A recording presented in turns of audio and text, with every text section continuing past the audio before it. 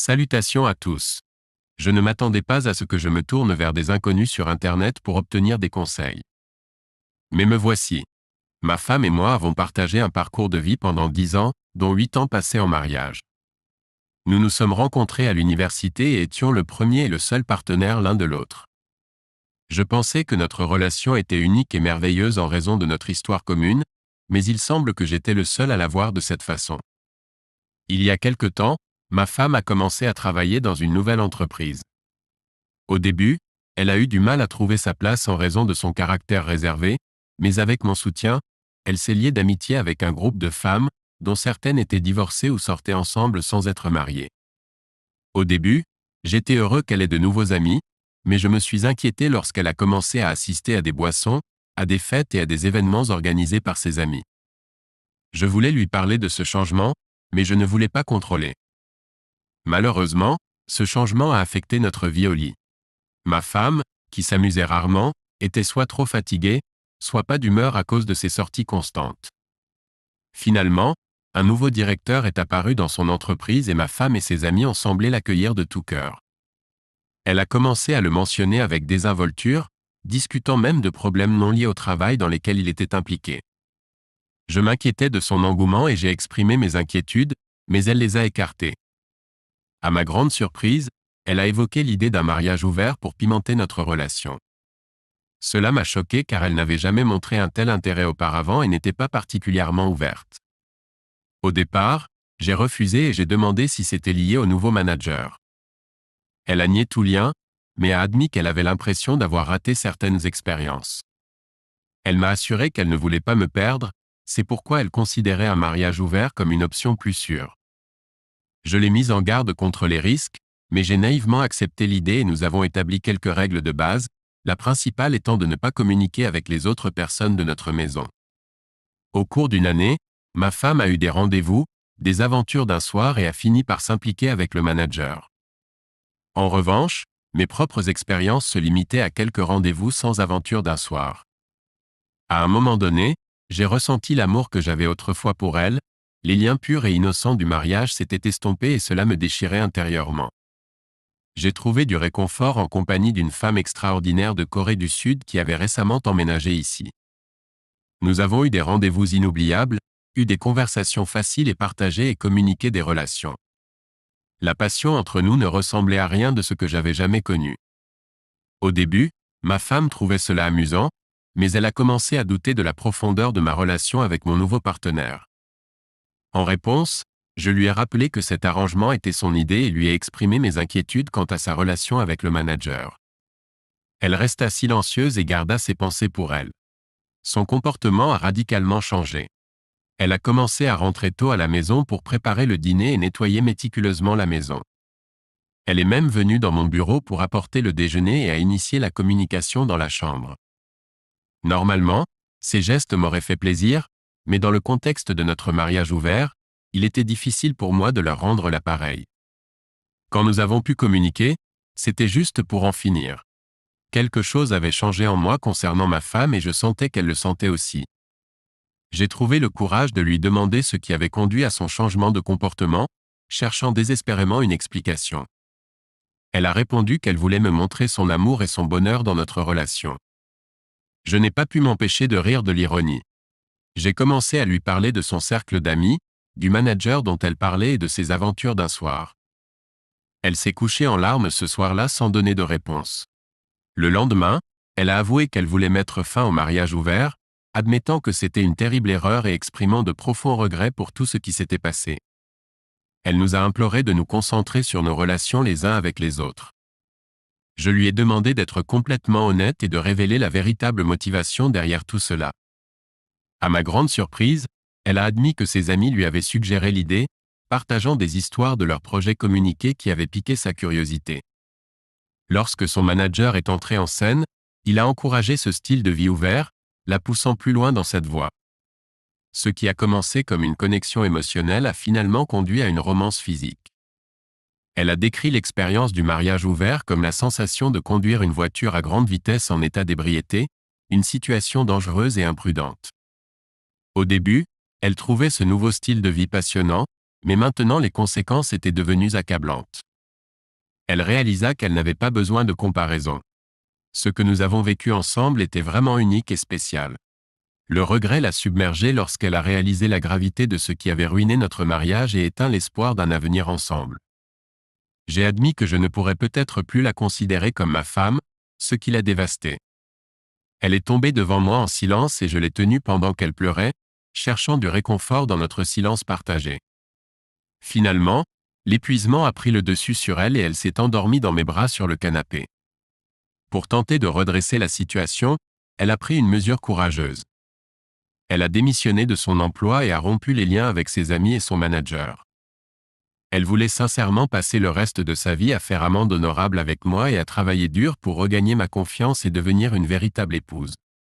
Cependant, je n'ai pas mis fin à ma relation avec ma maîtresse. Pour être honnête, ma maîtresse me fait me sentir comme un homme, me donnant un sentiment de confiance et de force que je n'avais pas ressenti dans mon mariage depuis longtemps. Pour rendre les choses encore plus compliquées, notre première séance de conseil matrimonial est prévue dans quelques heures seulement. Je ne sais pas comment tout va se passer, mais j'espère une issue positive. Le thérapeute semblait agréable et expérimenté, ce qui m'a donné un peu d'espoir au début. Il semblait impartial et sincèrement disposé à nous aider à résoudre nos problèmes. Bien qu'il s'agisse de notre première séance, ma femme n'a pas perdu de temps pour tout mettre sur la table.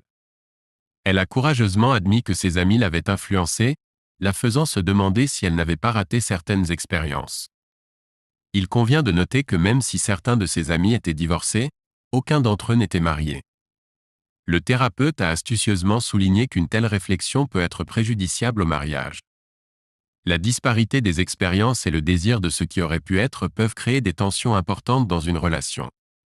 Ma femme a accepté, admettant qu'après que le nouveau manager ait commencé à s'intéresser à elle, certains de ses amis lui ont suggéré d'explorer cette possibilité, y voyant un moyen pour elle de se découvrir. Même si elle se sentait coupable, elle a révélé qu'elle n'avait jamais eu de communication physique jusqu'à ce qu'un de ses amis divorcés lui propose un mariage ouvert comme une sorte d'échappatoire. Cet ami l'a convaincue que certains couples deviennent plus forts après une telle expérience. Malheureusement, ma femme a admis qu'elle m'avait convaincu d'accepter un mariage ouvert, ce qu'elle regrette profondément aujourd'hui. Elle a décrit sa soi-disant aventure comme exaltante mais vide, dépourvue de véritable sens. Des doutes ont commencé à s'installer dans son esprit, l'amenant à s'interroger sur les raisons qui l'avaient poussé à s'engager dans cette voie. Elle a vu la douleur dans mes yeux et cela l'a profondément affectée. Au départ, elle pensait que je finirais par accepter sa situation, étant donné que je sortais aussi avec elle. Mais tout a changé lorsque ma maîtresse est devenue une présence constante dans ma vie. J'ai recommencé à sourire et j'avais l'air plus heureux. Les messages ou les appels téléphoniques de ma maîtresse illuminaient ma journée. Ces changements subtils dans mon comportement lui ont fait comprendre à quel point cela affectait notre relation. Elle a avoué avoir souffert d'anxiété et de crises de panique sans raison apparente.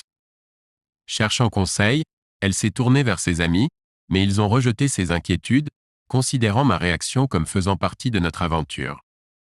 Cependant, un ami a fini par faire remarquer que ma maîtresse semblait me rendre vraiment heureux. La dure vérité la frappa.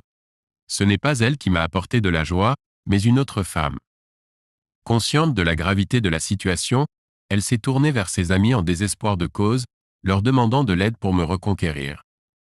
Étonnamment, ils se sont demandé froidement pourquoi elle avait initié un mariage ouvert si elle ne pouvait pas en supporter les conséquences. C'est alors qu'elle a réalisé à quel point ces personnes étaient toxiques et destructrices pour notre mariage et la vie que nous avions construite ensemble.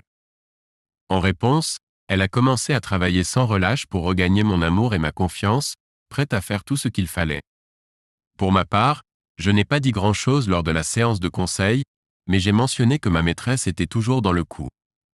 Le thérapeute a souligné que tant que ma maîtresse resterait impliquée, il ne pourrait y avoir de solution à notre problème.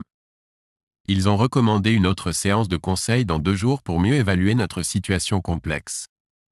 Le thérapeute a reconnu la nature unique de notre relation en tant que premier partenaire l'un de l'autre, et il semblait qu'ils étaient déterminés à nous aider à traverser cette période difficile et à trouver le bonheur. Il semblait que le thérapeute croyait sincèrement qu'avec les bons conseils et les bons efforts, n'importe quelle tempête pouvait être surmontée. Malgré mon rapport détaillé, je voulais fournir un compte-rendu complet de notre situation actuelle, compte tenu de tout ce qui s'était passé. J'ai décidé d'emménager dans l'appartement de mon frère. Même s'il l'offrait gratuitement, j'ai insisté pour payer un loyer minime pour conserver un sentiment d'indépendance.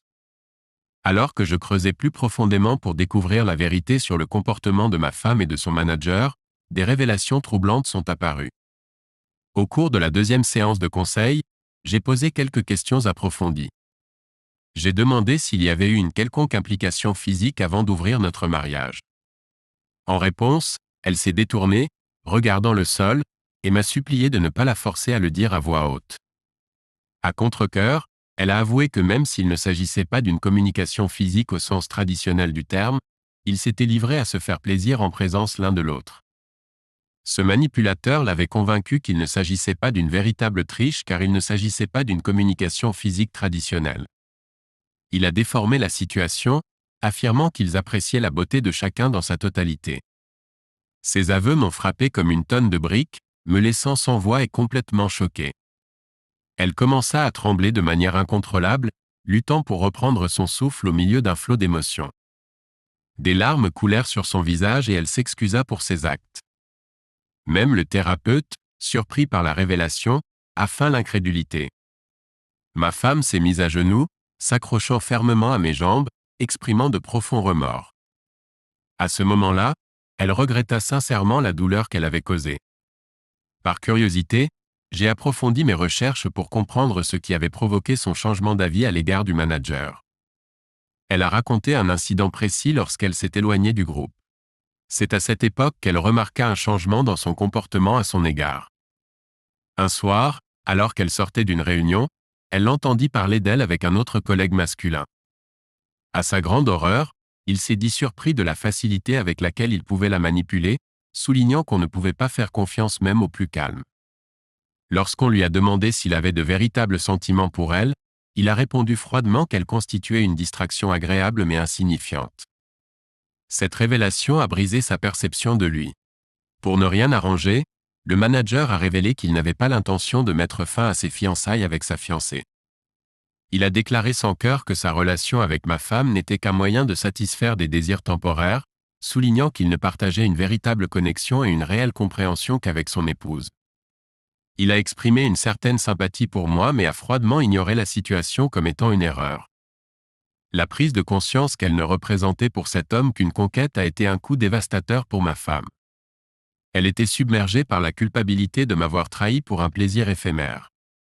Désespérée, elle a quitté son lieu de travail et a trouvé du réconfort sur le parking, où elle a physiquement manifesté son choc émotionnel en vomissant. Les larmes aux yeux, elle a admis qu'au début, elle était rongée par le remords. Elle a douté de ses actes et m'a demandé pardon à plusieurs reprises. Elle a exprimé de profonds regrets pour la douleur qu'elle avait causée.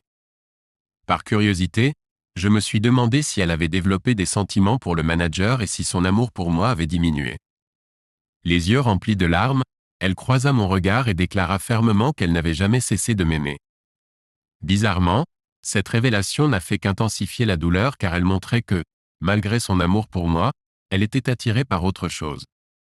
Elle comprenait maintenant à quel point il était stupide de le prendre pour de l'amour. À ce moment-là, elle m'a serré la main fermement, soulignant ses regrets sincères et la profondeur de ses émotions. Elle a admis ses erreurs et s'est souvenue avec tendresse de la connexion que nous avions avant que tout ne tourne mal. Pour tenter de se réconcilier, elle propose de déménager et de commencer une nouvelle vie ensemble comme prévu initialement. Cependant, j'étais déchiré. Conscient que poursuivre ma relation avec ma maîtresse serait injuste, j'ai expliqué que j'avais besoin de temps pour régler séparément notre situation complexe avec ma femme. En entendant cela, elle a connu une grave dépression émotionnelle, sanglotant de manière incontrôlable et s'accrochant à moi, comme si elle craignait ma disparition. Il a fallu un certain temps, à la consultante et à moi-même, pour la calmer et rétablir la stabilité de la conversation. Alors que je commençais à emballer mes affaires pour créer un peu de distance et de clarté, un appel vidéo a interrompu nos projets sur l'ordinateur portable de ma femme. Il s'agissait d'une de ses anciennes amies, visiblement bouleversée et en larmes. Étonnamment, il s'est avéré qu'après que ma femme ait quitté son emploi, cette amie a eu une liaison avec le directeur. De plus, elle est tombée enceinte, ce qui a entraîné un changement radical dans le comportement du manager. Cette révélation démontrait l'ampleur de son changement de caractère, et il était encore plus décevant que cet ami ait déjà un petit ami avec un potentiel pour un avenir ensemble. La curiosité semblait être un thème récurrent et elle a avoué que sa liaison était motivée par un désir de nouvelles expériences. C'était une vision déprimante qui reflétait les schémas que nous avons rencontrés tout au long de ce voyage tumultueux. Il a été révélé que le petit ami de son ami avait découvert une correspondance électronique entre elle et le manager discutant d'une éventuelle grossesse, le laissant choqué. Au lieu d'assumer ses responsabilités, le gérant l'a accusé d'avoir tenté de le piéger avec un enfant. Par conséquent, son petit ami a mis fin à leur relation. Cherchant réconfort et conseil, elle s'est tournée vers ma femme, croyant qu'elle avait sauvé notre mariage. Cependant, je ne pouvais plus accepter cette situation et je suis parti, trouvant refuge dans l'appartement où je réside depuis. Des événements importants se sont rapidement produits. Il s'est avéré que l'ex-petite amie qui avait peur d'une grossesse était bel et bien enceinte. Malheureusement, le stress dû à la perte de son petit ami et l'humiliation due à l'infidélité provoquent une forte réaction émotionnelle. Elle a exposé le manager à la haute direction et à sa fiancée. Par curiosité, je suis tombé sur la fiancée du manager sur Facebook et j'ai été surpris de la voir présentée comme la fille idéale d'une petite ville. Son profil la représentait comme une enseignante auprès d'enfants ayant des besoins spéciaux qui valorisaient la famille et le foyer.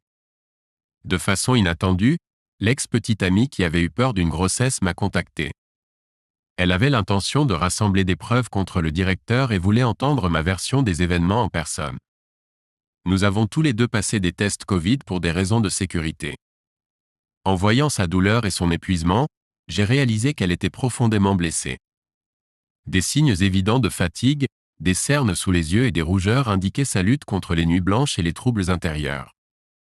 Malgré sa lassitude, elle a exprimé sa gratitude pour cette rencontre et a présenté ses sincères excuses pour son rôle dans l'aventure malheureuse de ma femme.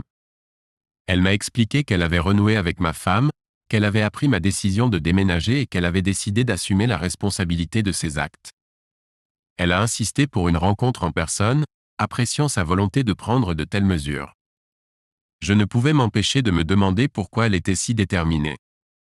Elle a expliqué que la perte de son enfant et de l'amour de sa vie avaient apporté de profonds changements dans son âme. Cette expérience transformatrice lui a donné un nouveau sens. Elle ressentait du dégoût et de l'apitoiement sur elle-même, incapable de dormir, hantée par le visage de son par exemple. Me rencontrer était, d'une certaine manière, une forme d'autopunition pour ses actes. Elle a expliqué que communiquer avec ses collègues constituait une violation flagrante des règles de conduite, aggravée par sa position influente dans l'entreprise.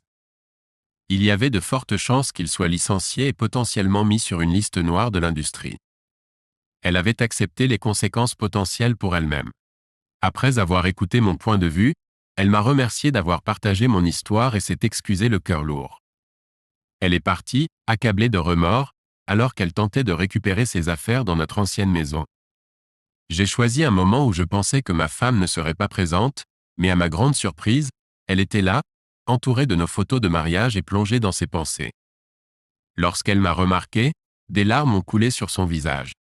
Elle a essayé de me serrer dans ses bras, mais je l'ai repoussée doucement, me concentrant sur la récupération de mes affaires.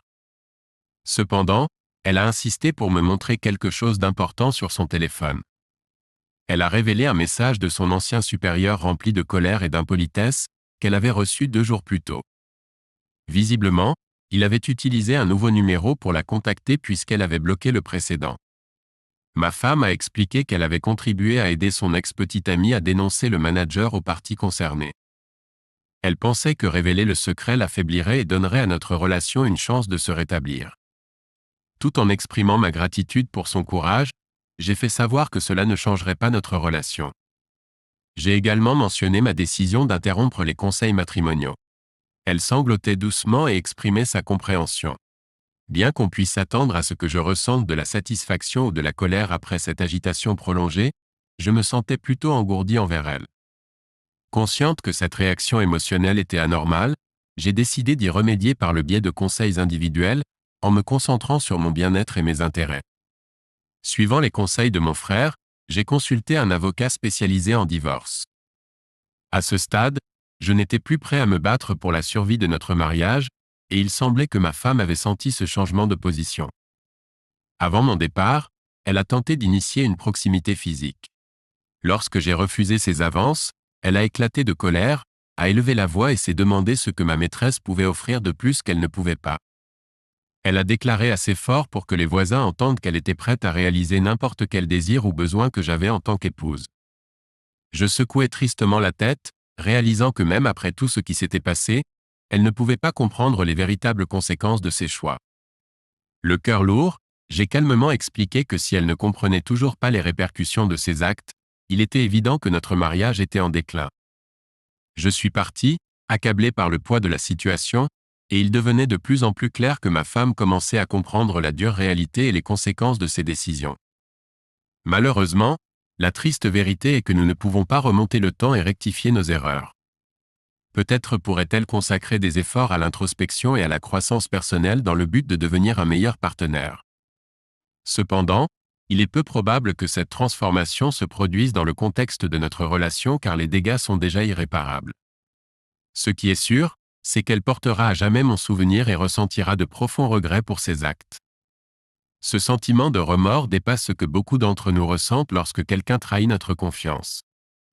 Exprimer ma douleur a joué un rôle crucial en m'aidant à maintenir la clarté et la perspective tout au long de ce processus déchirant. L'infidélité inflige un coup dévastateur qui laisse des cicatrices durables. Je crois sincèrement que je sortirai de cette expérience comme une personne meilleure et plus forte qu'avant. J'ai vécu un moment de colère avant de reprendre l'appel et de m'enquérir auprès d'Amy, ma belle-sœur, de l'invitation faite à cet homme de nous rencontrer à l'hospice. Amy a confirmé qu'elle l'avait effectivement invité, même si elle avait d'abord tenté de dissuader Hélène. Elle n'était pas sûre des raisons pour lesquelles Hélène voulait qu'il soit là. J'ai exprimé ma surprise que Suzy puisse également être présente, mais Amy a précisé qu'Hélène avait mentionné que l'enfant de 3 ans était trop jeune pour entendre leur discussion. J'ai décidé de déposer Suzy chez ses parents avant de me rendre à l'hospice, et Amy et moi sommes allés ensemble à l'hospice. À notre arrivée, Amy et moi avons reçu un accueil chaleureux de la part de l'infirmière, Cindy, qui nous a informé qu'Hélène passait une bonne journée et avait utilisé la pompe à morphine moins fréquemment. Nous nous sommes ensuite rendus dans la chambre d'Hélène et Amy m'a assuré que tout irait bien. La pièce dégageait une atmosphère paisible avec une vue sur le jardin, mais mon inconfort s'est accru lorsque j'ai remarqué Trevor assis près de la tête de lit. J'ai salué Hélène en lui serrant la main au lieu d'un baiser et je me suis assis avec Amy du côté opposé du lit à celui de Trevor. Hélène a commencé par exprimer sa gratitude pour notre présence, reconnaissant la situation délicate mais soulignant qu'ils voulaient tous ce qu'il y avait de mieux pour notre fille, Suzy. J'ai réitéré que Suzy était ma priorité absolue, dirigeant mon regard vers Trevor et remettant en question sa présence. Hélène, cependant, a retardé son explication, remerciant d'abord Amy et moi pour notre soutien et décrivant Amy comme une grande sœur exceptionnelle. Elle a également révélé sa lutte contre l'infertilité et sa gratitude pour le soutien d'Amy à travers les tests d'infertilité et le processus de fécondation in vitro. Hélène a félicité Amy comme son héroïne et une merveilleuse tante pour Suzy. Elle a exprimé sa confiance qu'Amy continuerait à aimer et à prendre soin de Suzy et à m'aider à l'élever. Ensuite, Hélène a abordé la question plus compliquée, reconnaissant la douleur que sa relation avec Trevor m'avait causée. J'ai exprimé mon irritation et lui ai demandé pourquoi elle me trompait avec lui. Hélène a attribué ces actes au désespoir qu'elle a ressenti pendant leurs difficultés de conception, malgré l'assurance d'Amy que mon décompte de participation était correct. Je ne la croyais pas vraiment et j'ai jeté un coup d'œil à Amy, qui a simplement haussé les épaules. Hélène a expliqué qu'elle était désespérée et prête à tout essayer. Trevor travaillait dans le bureau voisin et un jour, pendant le déjeuner, il l'a vu pleurer. Elle regarda Trevor avec un sourire et continua que Trevor avait été gentil et réconfortant, lui tenant la main pendant qu'elle pleurait, et au cours des mois suivants, ils sont devenus des amis proches. J'ai reniflé et j'ai roulé des yeux, exprimant mon incrédulité. J'ai commenté que j'avais compris qu'elle était peut-être désespérée et prête à tout essayer. Hélène a ajouté que Trevor s'était porté volontaire pour aider, ce à quoi j'ai répondu avec un regard dédaigneux et lui ai suggéré qu'il aurait dû rester à l'écart. Hélène a ensuite détaillé les raisons de ses actes, expliquant qu'au départ, son objectif était d'améliorer ses chances de tomber enceinte. Cependant, au fil du temps, elle et Trevor étaient tombés amoureux. Elle a décrit cela comme une expérience incroyable et a exprimé son désir de trouver un moyen de nous garder, moi et Trevor, dans sa vie. Je me suis demandé pourquoi elle penserait que j'accepterais une telle situation, et Hélène a admis qu'elle avait eu peur que je divorce quand j'ai découvert sa liaison. Au lieu de cela, elle a décrit comment j'étais devenu son héros pour l'avoir soutenu tout au long du processus de FIV. Elle a reconnu que, même si j'avais envisagé le divorce, j'avais donné la priorité à notre enfant et j'avais décidé de rester. Elle pensait que cela démontrait que je l'aimais encore suffisamment pour lui demander une dernière faveur. Elle m'a alors demandé de permettre à Trevor de faire partie de la vie de Suzy et de lui accorder la garde partagée après son départ. J'ai regardé Trevor, qui semblait inquiet et contrairement à son habitude. J'ai été surpris par la demande d'Hélène et j'ai échangé des regards surpris avec Amy.